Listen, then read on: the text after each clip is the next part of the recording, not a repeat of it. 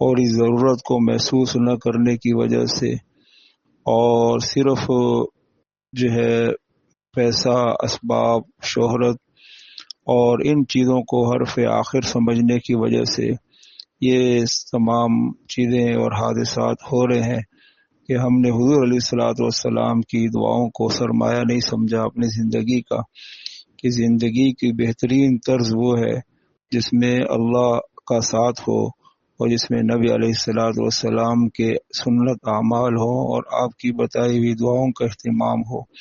उससे ज़िंदगी जो है अच्छी बनती है और ख़ात्मा भी अच्छा बनता है। करके आप सल्लल्लाहु अलैहि वसल्लम ने दुआ मांगी है, अल्लाहुम्मा इन्नी असअलुका खैरल हयात व खैरल ममात। ए अल्लाह, मैं आपसे बेहतरीन ज़िंदगी का तलबगार हूँ और बेहतरीन मौत का तलबगार हूँ।